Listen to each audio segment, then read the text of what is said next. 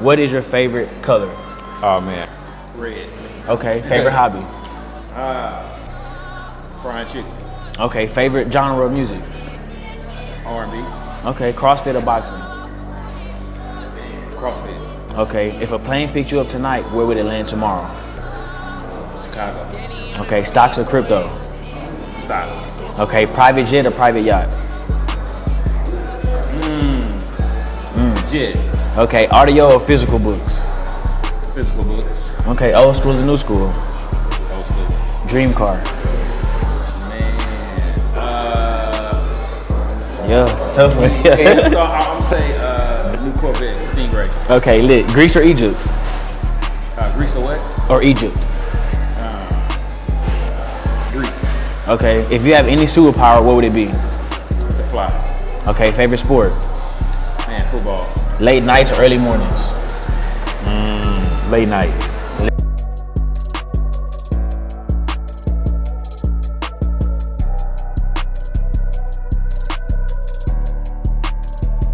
What's up, everyone? Welcome to another episode of Pay Attention, the podcast where we interview brands, influencers, and business owners in the community surrounding a lot of minority communities. Yeah. So we're super excited to have a very own black brand, Stuffed Wings. We are here with a brand new food culture that has been brought to Houston recently. You know, we're gonna dive into the history, how we got here. Yes, but sir. first, Mr. Jarrod, Rector, I know you a little bit. Yeah. They may not know you. Right. Who are you and where can they follow you at on social media? So my name is Jarrod Rector. I'm born and raised right here in Houston, Texas. Born in 3rd Ward, grew up in Mo City. 35 years old, graduated from Really Ridge High School. Then went to University of Houston downtown. Started Stuffed Wings back in 2016.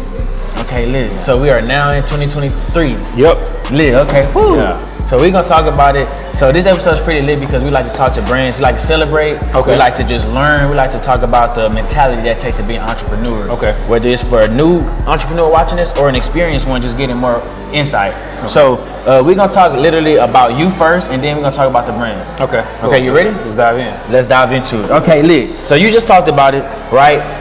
You just said you're from Houston, right? So my first question is where you're from originally, but for people that's not from Houston, what was that lifestyle? What lifestyle were you exposed to as a kid growing up in Houston? Yeah, so my mom went to Jackie Yates, graduated from TSU, so she lived right down the street Okay. from OST.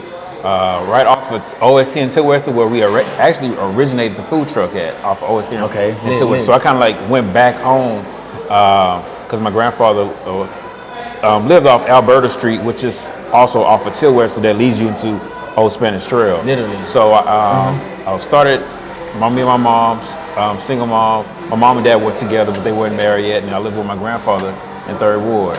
So my mom and dad got married, and then they moved out to the suburbs, which is Mo City. And that's where I actually grew up the majority of my life. Okay, Yeah. lit. So Mo City was like the middle school, high school era, or the high school post Like middle, elementary, like 3rd grade, lit, all the way up to high through. school. Okay, lit. Yeah. Okay, cool. So growing up in a minority family, a black family, you know what I'm saying? You said your mom was educated, she went to school, your dad had recently got married. What were some of the biggest things you overcame as a young black man in Houston at that time? Yeah, so you know, my mom and my dad got married. So my dad's actually a police officer. He's been in law enforcement my whole entire life. Like he's still in law enforcement. So growing up, you know, with a 2-parent home, you know, gave me the advantage of other friends who grew up, you know, single mom or single dad and stuff like that. So I had the balance of both worlds, you know, to see partnerships, to see 2 hard-working individuals go to work every day. I don't even remember my parents being home sick or, you know, taking vacations. They worked every day. Wow. My mom worked for the state of Texas, Child Protective Service, well, Adult Protective Services. You know, they have the Child Protective Services, then they got the Adult Protective Services. I didn't even know that was a thing. Yeah, so the Adult Protective Services is for the elderly when they get up in age and they're not able to take care of themselves or they have a hard time remembering things. They're up to getting taken care of by their children, and a lot of times their children or family members take advantage of them. So that's when Adult Protective Services come in and say, hey, you can't be taking money out of grandma's bank account, having her sign her signature and taking $50,000 out. Stuff like that. And it's not used for her. And it's not used for her, exactly. Okay, So it makes that's when that sense. service come in. Wow, okay, cool. So that was a big challenge that it was kind of going into. Okay. Okay, cool. So growing up in Houston, you know what I'm saying, moving to Missouri City, what hobbies were you focused on as a kid? Just in middle school, high school, what did you like to do? So my mom put me in drum corps. Okay. I went to Ridgegate Elementary, so I got in drum corps in the 5th grade. So I started playing the snare drum then. And we was also into baseball. My mom put me in baseball very early, ever since T-ball. That was like the first actual sport I was played. Okay, T-ball. Yeah, T-ball. So I didn't play football until I got to 7th grade. So when I got in 7th grade, man, I started as a fullback. Okay. And that was my first time ever playing football. He's toting that. I fell in love with football in 7th grade, man. Started, and then we went all the way to the championship, won all district, and did the same thing in 8th grade too. Congrats. So so when I got in 8th grade, I was scouted in high school to play varsity as a freshman. So came in as a freshman practicing with varsity, but it got cut short because I got injured because I was so young, but my body wasn't, up to the weight level it needed to be. That strength of just getting hit by older guys, bigger guys. Oh yeah, most definitely. It's a huge difference between middle school and high school, and just like from high school to college and college to pro. There's different levels to it. Okay, cool. Yeah. So football, any sports? Okay, sports is really part of your main focus of hobby-wise. Yeah, most definitely. Okay, lit. So let's talk about post high school. What was your college decision like? What path did you take? Yeah, man. So when I was in high school, I Played football and basketball, and I also ran cross country. Okay. Also cross country. Oh, you were a full-time athlete. Pretty much. middle school, high school, I was all athletes. Okay, cool. Also in band too, I played the tuba, so I know how to read music and I know how to play the piano and read music. Okay, cool. So My mom came to me like probably around 11th grade. She was like, "Hey, you're not getting scouted for, by colleges to get a scholarship in basketball or football. Let's think about some real life careers that we can get into." So my mom was into computer aid drafting. So computer aid drafting is basically like architects that learn how to draw on paper, sketching, and then put it in computer form. Okay, wow. So she was, okay. Yeah, so she was like, let's get into computer aid drafting. And at the time, Fort Bend was introducing a software called AutoCAD, which is computer aid drafting too, but the software side of it. Okay, so I to got high school. Okay, wow. high school. Yeah, Okay, 11th lit. grade. So I got into the program in 11th grade. I had to transfer to Dulles High School for like 2 hours out the day, and then that transferred me back to Ruler Ridge. Oh, wow. So I did that for 2 years. Man, as soon as I graduated from high school, I found out about an opportunity in an engineer firm called Floor Daniel. They had an engineering, like an accelerated engineering program that you can graduate from. But I also went to college, so I went to U of H downtown. Okay, you mentioned that, yeah. Yeah, so I went there for about a year and a half, and then I got into the engineering program. It was accelerated, and it was paying me to be there. Okay, wow. Yeah. Plus. Yeah, so they paid me $20 an hour to be there. This was back in 2008. That 20 add up. Yeah. So yeah, that was my path. I graduated from that program, and I started working for the company full time. Okay, lit. So, we focus on you right now, just for the people watching that may be supporters that may be just now tuning in. Yeah. As an entrepreneur, what do you feel like are some of your biggest strengths? Biggest strengths? Man, I would say my creativity is my biggest strength. Like, I get the crazy ideas. Like my wife, who was on the news yesterday, like I'm big ideas, she's small details. So I have the big ideas and concepts in my head, and then she's like, okay, how do we get to that? Wow.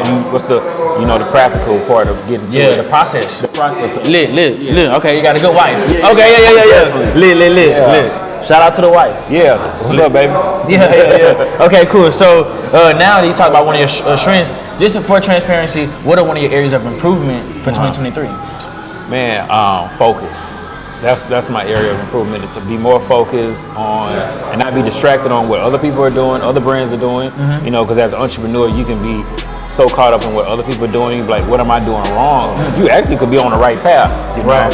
And actually, what they might be doing, you don't know what they're doing behind closed doors. They can actually be struggling with what they're doing. Right.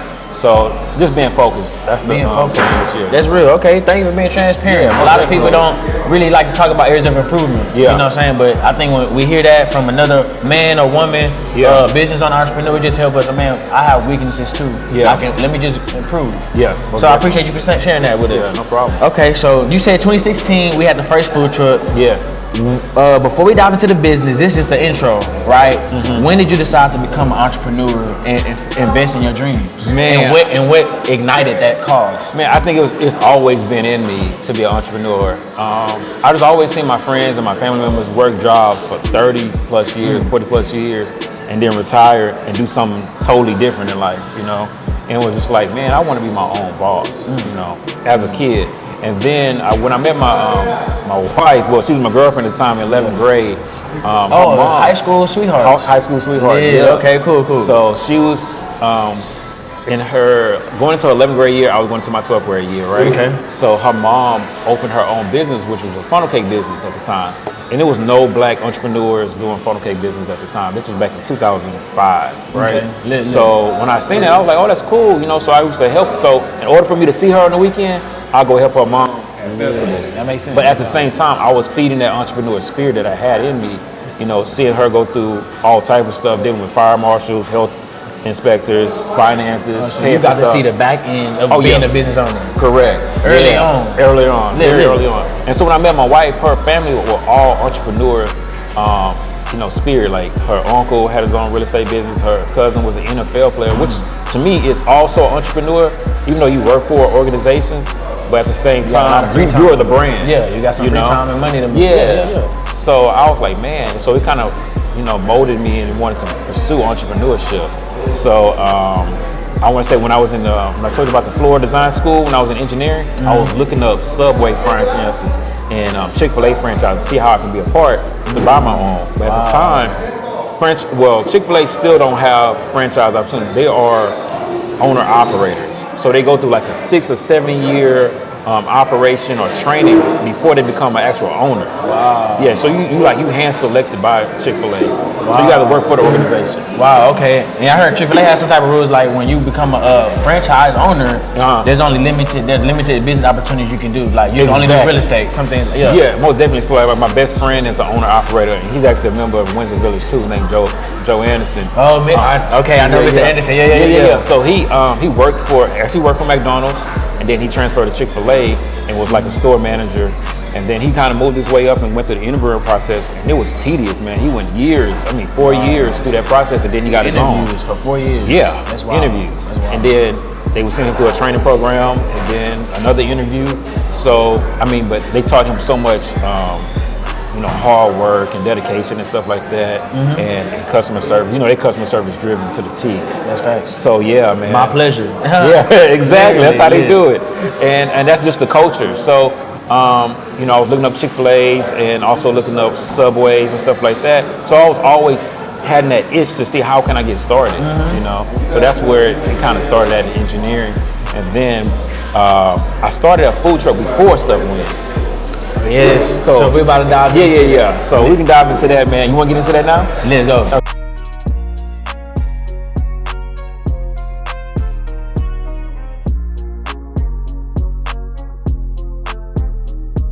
Yeah, so man, in 2016, I started Stuffed Wings as a concept that I was just thinking about what can I make my wife for dinner that night, right?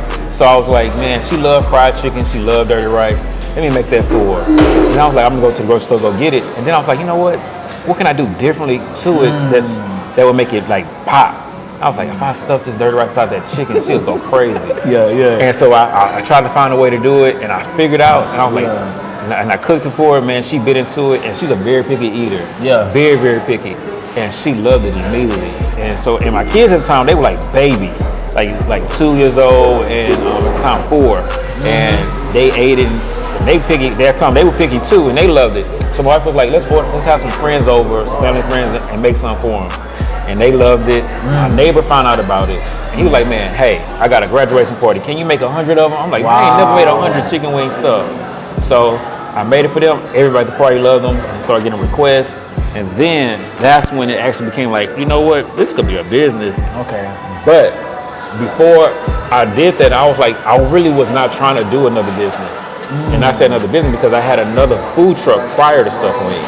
Oh, I didn't even know that. Yeah. Oh, so there wasn't even a Stuffed Wings brand? No. Oh, okay. So back in 2014, I had partnered with a company called Pocket to Me, which did pita bread sandwiches, right? That shows you how much I was really trying to get into business. I was always trying to find franchises because I never wanted to start it from the bottom. You wanted to own it. Yeah, I wanted to get in something that was already made.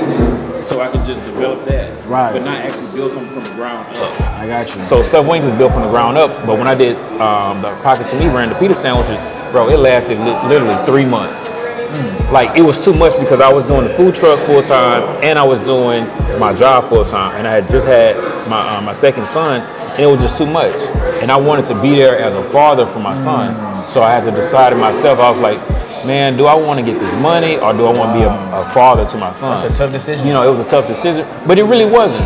It's a tough decision for, you know, certain individuals depending on their finances, you know, and I don't discredit anybody for making another decision to get the money.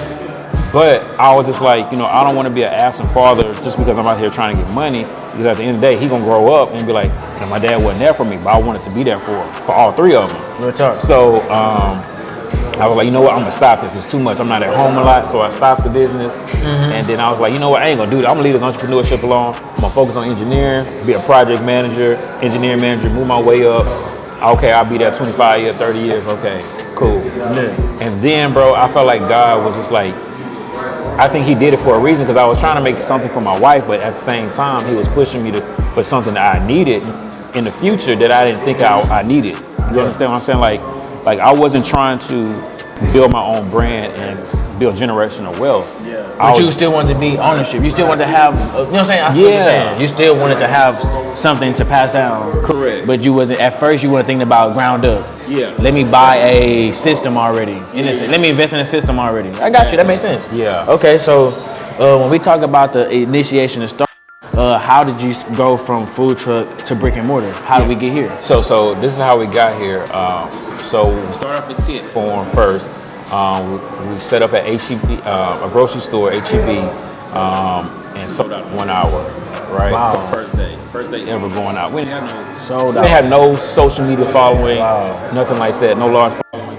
Came back the next following day, on that Sunday, and cooked. I made double inventory in an hour and a half. Actually, Pastor Kirk John showed up at that one, But Alex.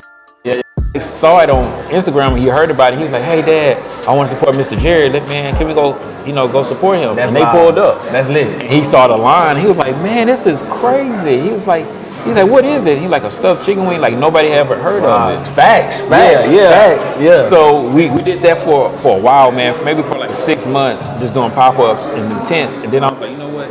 Let's get a food truck, but let's take it to Third Ward. He was like, man, where can we go to Third Ward? So me and my wife was driving around Third Ward, and we just found a spot. She was like, babe, that's the spot. I'm like, no, babe, I don't know. She like, no, babe, this is the spot right here. What was that initial spot? What was that location? That's OST and Tilwester right here on our map. I got you on the map. Wow. Yeah, because I was against it because I felt like it was tucked off. And she was like, no, people gonna find you here. She was like, in the hood, people gonna find you.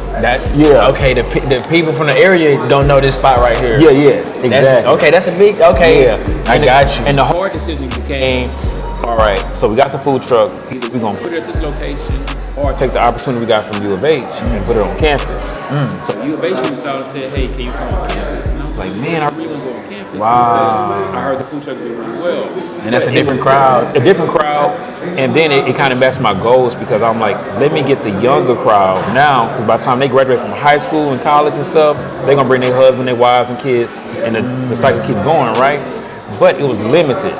It was only Monday through Friday from 11 to like 1:30. And I'm like, it cuts off a lot, and it don't give people access that lives in the neighborhood or traveling to town. Around the day. Yeah, because I knew we would be people that's coming from out of town. If they don't know where U of H at or how to get the car towed or whatever, They gonna get lost real quick. So I was like, nah, babe, we're gonna go ahead and take this. And that was really walking by faith. Wow. And then it worked out, bro. We have so much more opportunity being outside of the university and just being in the neighborhood that the neighborhood just overwhelmed us. Wow. Yeah. That's lit. Okay, so we in 2023, we see Stuffed Wings growing.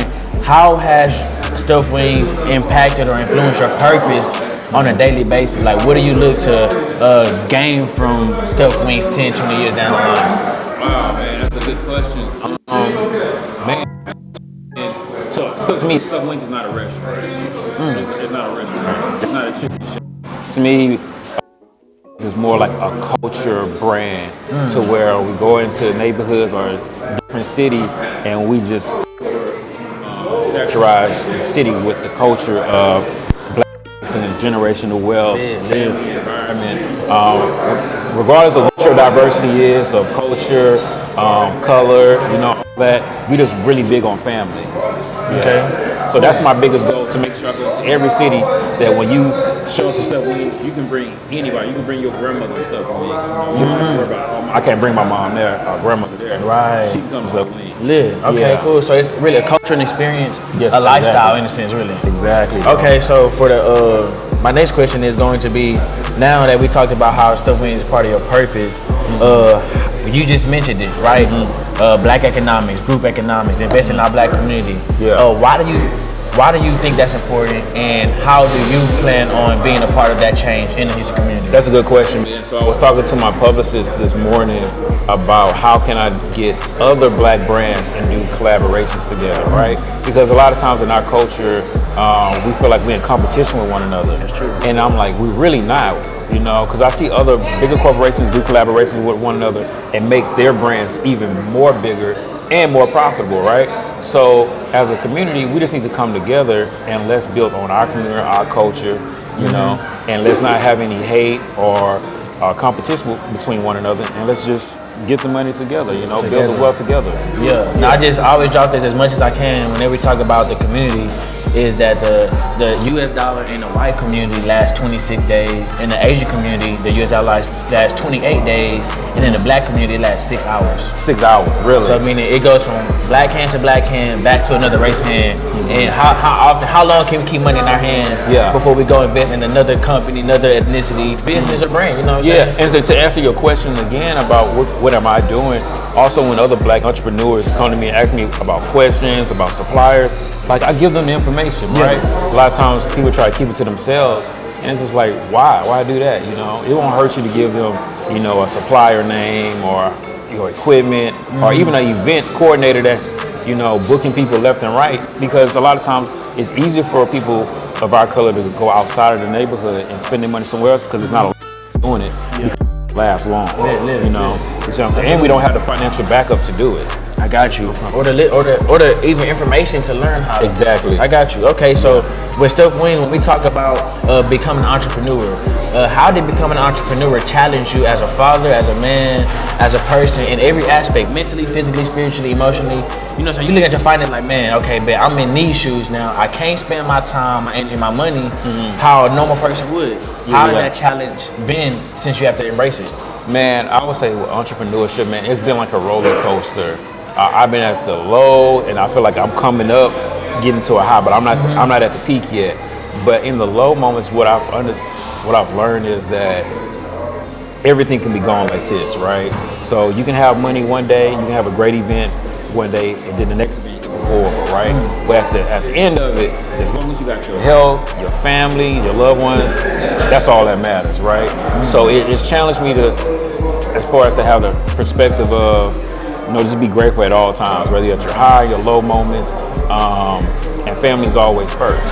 So when you're going through like adversity, when like in your finances as an entrepreneur, that's one thing about entrepreneurship that I learned from when I was working. Like, man, when I was working, I knew I was getting paid every Friday. Yeah. This time it was gonna be in the bank account, right? A little safe. Yeah, I was safe. It was a safe net for me. But in entrepreneurship, it's not the same. It could be a different amount every month, or Actually, or it could be a different day where you don't make no money at all, but you just still have to keep going and keep going. So this thing a long time ago where it's this guy, he's digging, he keep digging and he keep digging, and he's gone a long way. He's been doing it for a long time, and he gave up. And right before he gave up, if he had hit one more time, he'd have been right there by the goal, right? Wow. And that's how I kept going in hard times. Like, Jarrod, keep going. I know it's rough right now, but keep going. You're going to hit that goal. And I think it's called 10 feet from goal. Yeah. Okay. So, wow, that's big. Yeah. So a lot of people don't really understand that entrepreneurs, they may see the success, because you go to Stuff Wings, you may see the 1,000 likes, you may see the reels going crazy, you may see the people coming out, you know what I'm saying? Social media is booming, but you don't know, man, some days it wasn't like this. Every day it didn't start like this. Some days we don't have everything popping, and some days we pop to the max. You know what I'm saying? So when people don't really realize that, you know what I'm saying, they get to understand, wow, entrepreneur is more so of a lifestyle, me versus me. Exactly, yeah. That's a big thing. Yeah, it is a me versus me, because, like you said, people look at social media and they be like, oh man, they popping, or man, they got lines out the door, they must be, you know, booming with money. But at the end of the day, in entrepreneurship, that our coach needs to understand that there's financial literacy that needs to come with it too. Right. Just because you made a lot of money, you got expenses you got to pay, you got taxes you got to pay. You know, you got money you need to save 4 times when you don't make the money. That's what I'm saying. You know, that's deep. That's deep. Yeah. I'm practicing that right now. Yeah. And then you gotta also make sure that you, you know, I didn't always have a lawyer, you know, in the pocket for me. I didn't always have an accountant in the pocket, but I built so you that. also built a team now. Yeah, I have built a team over the years. Yeah, and you gotta let go sometimes, because I can't do everything. I can't be the accountant, but at certain times you are the accountant, you are the janitor, you the cook, you know, you the lawyer too, you know, you the mediator. But that's just for the time being. But eventually you'll build up to it, and then people that believe it. I only team up with people that believe in the brand, that believe in me. So they can believe in the brand and see it from an aspect of, let me see how much money I can make off of them, or I believe in the brand. No matter if they make money or not, I'm gonna make sure they be successful. Let me set them up for success, you know. And I believe in Jarrod, because I just know Jarrod a good guy. He got a family. He devoted to his family. Let me invest. Let me care about his family enough, you know. Yeah, real talk. Yeah, that's big. Okay, cool. So, what are some end of the year goals that Stuff Wings aim to accomplish? Man, that's a great question. So I'm gonna give you just a snippet of it. Okay, just cool. a snippet. We need that. Yes, sir. Yeah. So we're gonna say more locations. All right. That's more locations. In different cities. Ooh, we like that. Yeah, and then you're gonna see, I'm gonna let this out, at HBCU tour will be popping up at your homecomings this year. Yeah. Okay. Yeah, so you're gonna see us at your HBCUs, and the goal for that is that, you know, they need to see Black excellence, and I want to put on for the city of Houston. We've become a huge tourist attraction over the past couple of years, you know, but, you know, the network or the market's still not as big as somewhere like New York, Atlanta, you know, because they got Tyler Perry Studios out there, you know. Big time. That's why we got from third world to the world. Literally. Yeah. Okay, cool. So to wrap it up, my last question, what advice would you like to give to that next person watching this episode? Entrepreneurs, college student, employee, regular working a job, business owner. Yeah, man, I would say my advice to you is to start with what you have. You don't have to have the top of the line camera, you don't have to have the top of the line equipment, you just have to start with what you got. And when you start from what you got, you'll start building and developing on top of that, and then you can start getting the things that you need, the team that you need. So you just keep going. You don't never stop. No idea is too small, you know. And just stay motivated. Keep encouraging yourself. Make sure you're working out, you're eating well, you're meditating. Make sure you're doing stuff for you. Yeah. So that way, when you're giving out, because your creativity, you're giving it out to the world, and it takes from you. You know, it takes a lot to do Stuff Wings, because I meet people every day, and I'm pouring into people, but I gotta make sure I'm pouring back into Jarrod too. That's facts. Yeah. Okay, cool. Well, thank you, Mr. Jarrod, for appreciate hopping you, on. man. Thank we appreciate you for allowing us to come out to your beautiful establishment, Yes, sir. Stuff Wings. And again, at the end of the day, remember, guys, pay attention.